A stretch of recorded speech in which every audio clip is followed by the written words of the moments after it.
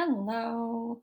All right, so Call of the Bully, chapter 7 is called Lucifer. Snake 'em, break 'em, and shake 'em. I jumped. Wu was yelling from outside the cabin. I must have fallen asleep for a minute. What did he just say? I asked Stinky. That it's time to line up for breakfast and that we're having scrambled eggs today. Oh. Completely confused, I followed the rest of the campers outside where they were gathering before heading to the dining hall. By now the sun was really up, and I took a few moments to take in my surroundings. The cabins overlooked a very large lake. In the distance, beautiful green islands, some of them pretty big, dotted the surface of the deep blue water. There were canoes, rowboats, kayaks, sailboats, a dock, and swim platforms. Closer in a clearing were basketball courts and several poles, each with a yellowish ball hanging down from the top. Already boys were whacking the balls in opposite directions. What game is that? I asked Thorin. Tetherball.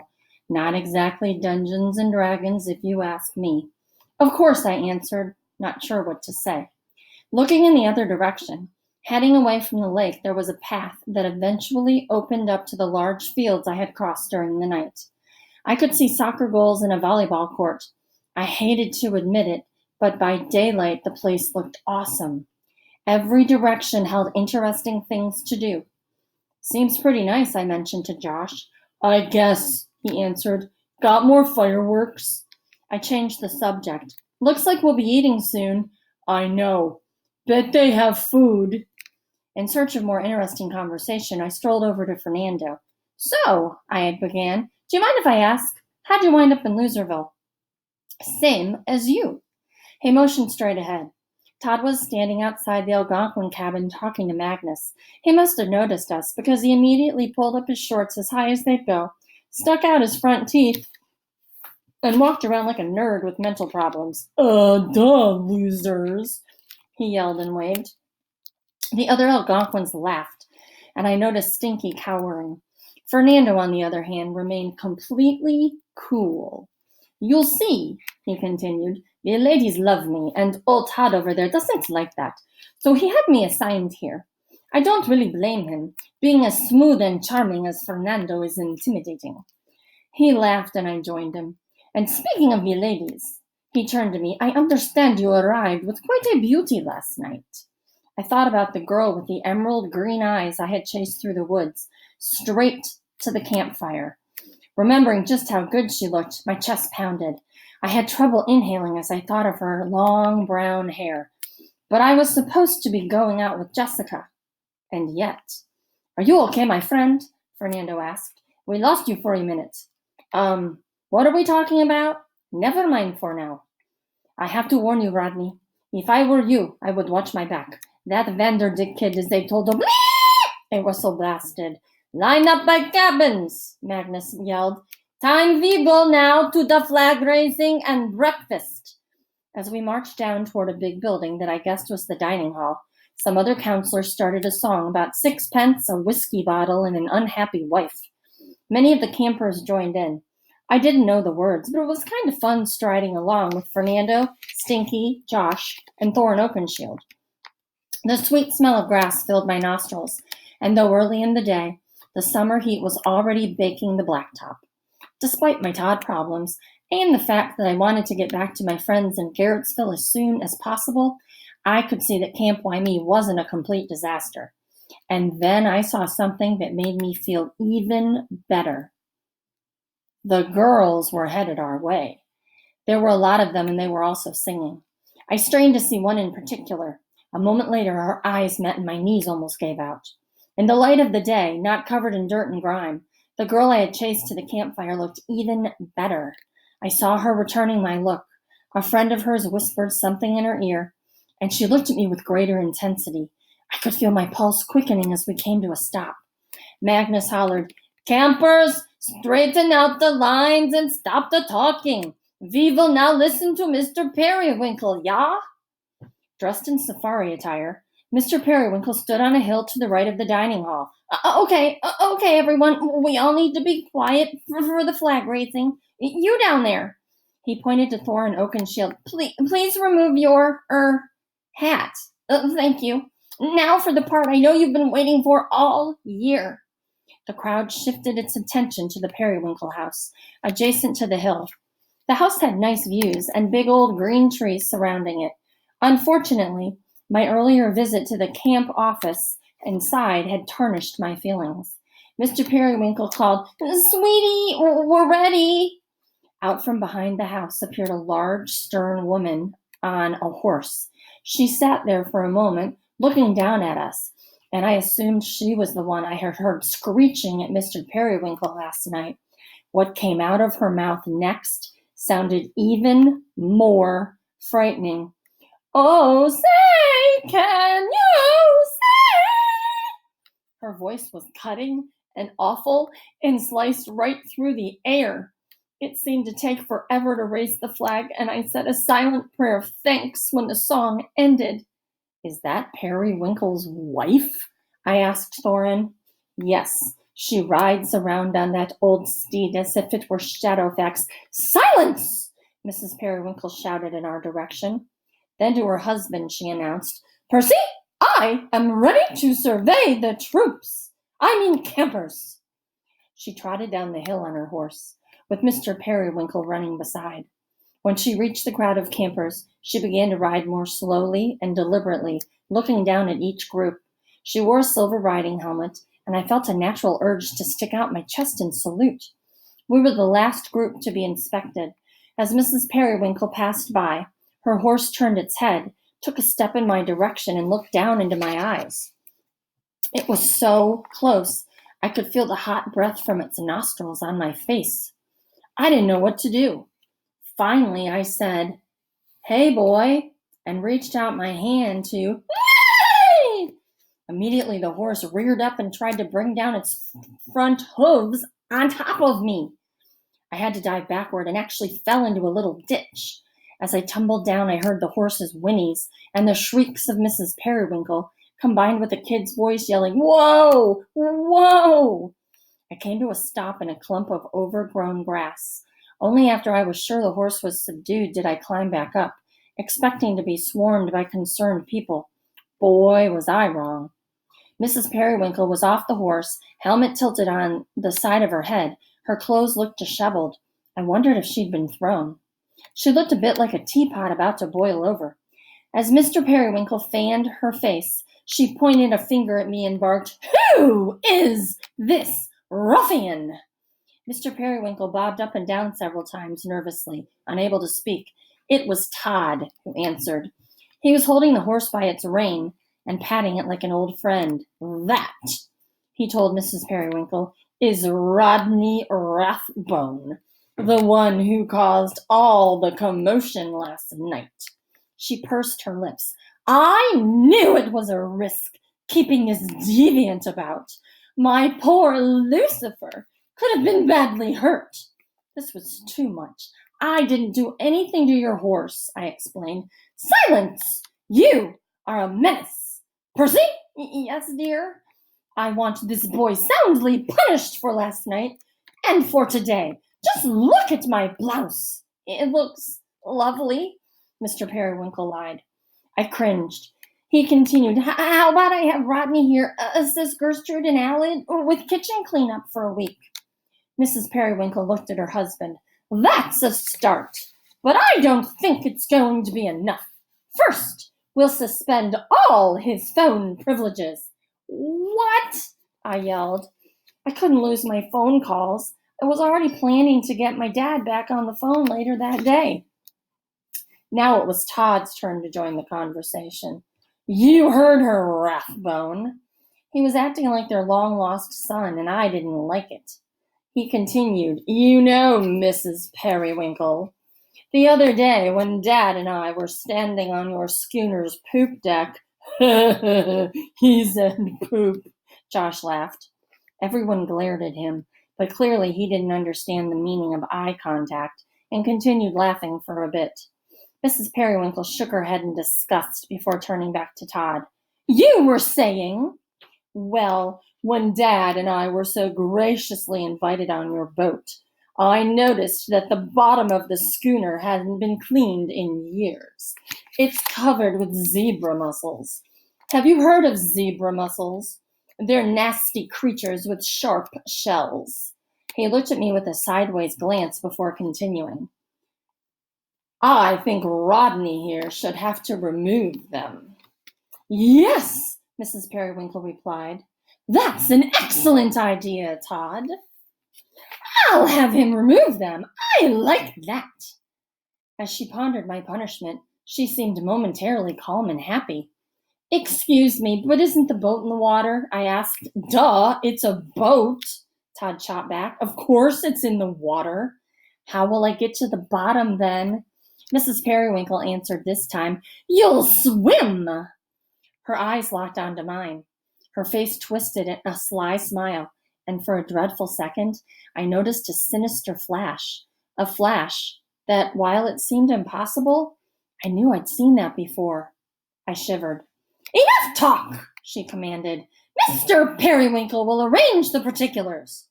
She took one final look at me and my cabin mates. Now, go to breakfast and take your greasy little friends with you. Chapter 8, Rough Sailing. The next few days consisted of basic camp orientation.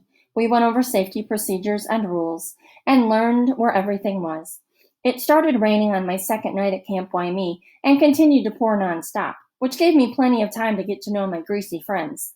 They were great, and we had lots of fun playing cards in the cabin, careful to dodge the raindrops coming down from the leaky roof.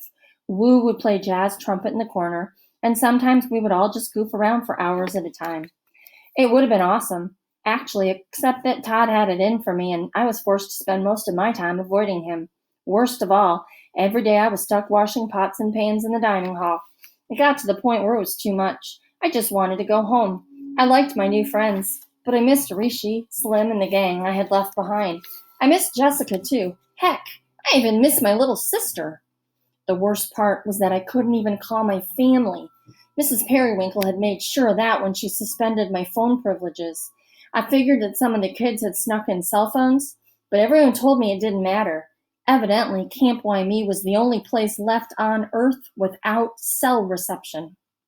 After each meal, with my hands stuck in hot, greasy water, I would dream of ways to escape the prison. At least the lunch ladies, Alice and Gertrude, were kind. From the time to time, they would wave their spatulas at me and flash toothless smiles through clouds of cigarette smoke. It was on my last day of kitchen duty that the sun finally came out. I worked extra fast, dried off the final pots and pans, and bolted out of the hot kitchen, right into Mr. Periwinkle. Ah, Rodney, did you find any classes you're excited about? Huh? Now that the rain has stopped, we can truly get going with camp. He motioned around, and I realized that tables had been arranged in the field. Campers were wandering between them, checking out the different classes being offered. I looked at Mr. Periwinkle. Got anything on how to remove burned-down grease from soaking pans? Ah, yes, that was an excellent lesson. We're all about building character here at Camp Waimea. Yeah, great. Mr. Periwinkle, can't I use the phone? It's been a week. I need to call my parents. His face lost some of its excitement. Rodney, if your parents wanted to talk to you, would they have sent you away to camp? That gave me pause. Could it be true? I shook the thought out of my head. But you can write them a letter tonight. Now, go to the field and find some nice activities. Mr. Periwinkle, I'm not planning on staying here, so there's no need for me to pick any activities. I've had enough character building for one lifetime, and I really need to call, here's someone you could learn a thing or two from. I turned around. Josh was walking by with a big smile on his face. Rodney, I got into riflery, archery, and rocketry. I get to shoot guns and arrows and explode rockets. I can't wait. This place is the greatest. He ran off with his hands raised in the air. We watched him go. Turning back to Mr. Periwinkle, I noticed his eyes looked wet. He shook his head and said wistfully, If I had 20 more like him, I'd have the top camp in America. After digesting Periwinkle's drivel and realizing I wasn't going to get any further with him, I headed out into the field.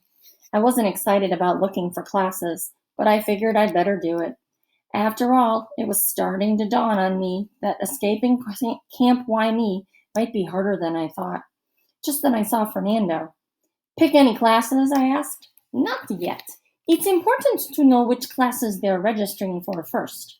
He seemed to be looking for someone. Who's registering for? I asked.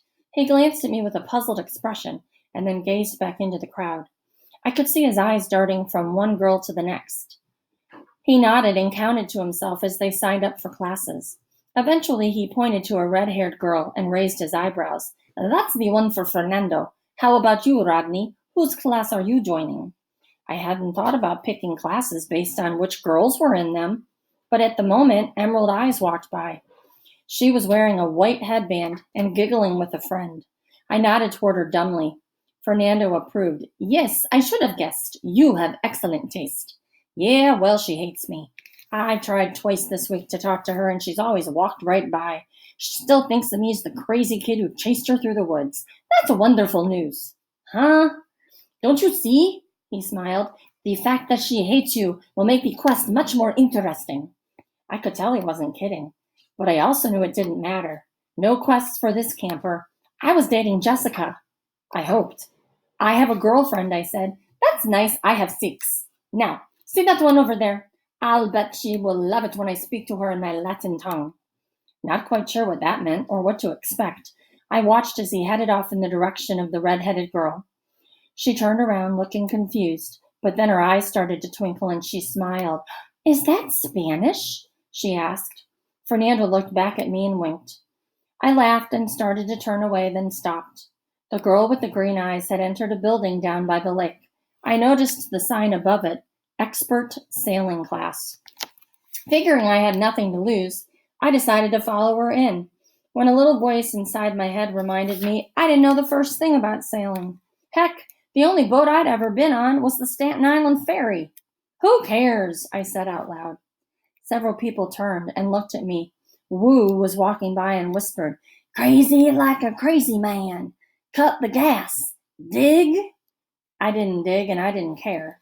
Maybe crazy was the thing to be at this point. I walked right over to the Expert Sailing and entered.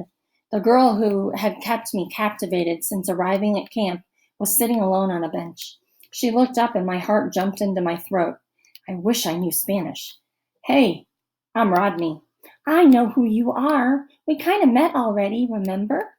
I couldn't believe I was finally talking to her. Yeah, about that. I wasn't trying to attack you.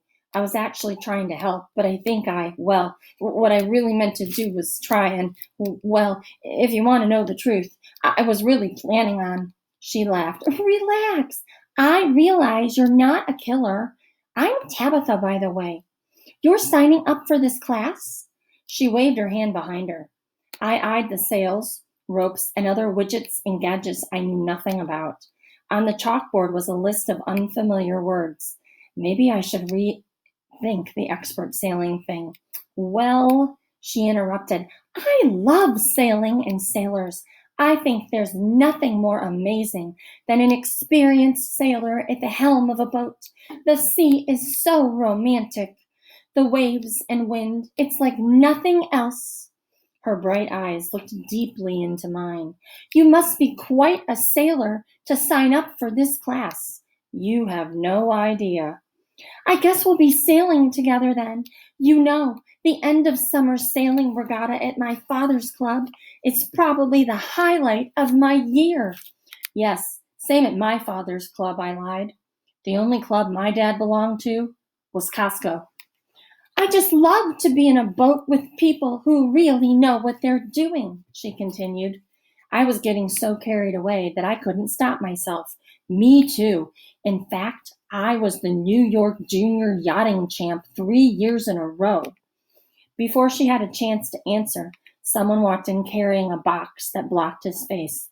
Tabitha, I heard him say, I'm so glad you're signing up for the class. The two of us are going to have some awesome sails together this summer.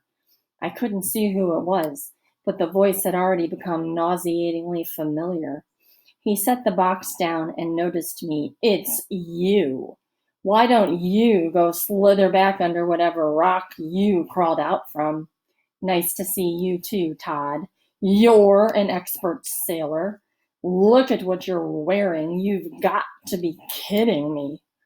I looked down at the New York Knicks jersey I had gotten for my birthday. Then I glanced at his attire. He wore a yellow button-down shirt and baby blue shorts with pink sailboats on them. I'm sorry, I told him. I didn't know I was supposed to borrow my mother's clothes for this class. Tabitha giggled, and Todd slammed down the box he was holding. He removed his expensive-looking sunglasses and took a step in my direction. This was it. Ah, my expert sailors, Mr. Periwinkle greeted us. I hadn't noticed him enter the room, but I was sure glad to see him. Rodney, I knew you'd find something you liked. Oh, and Todd, can I borrow you for half an hour? You other two, no need to hang around here. I'm sure there are other classes to explore. As Tabitha and I got up to leave, Todd whispered, That's the last time I take an insult from you, Rathbone. Next time, you won't be so lucky. I understood all too well that his anger went beyond me. Good old Todd wanted Tabitha all to himself, and here I was, walking out the door with her into the beautiful sunshine. And that is the end of the chapter, and that's all we have time for.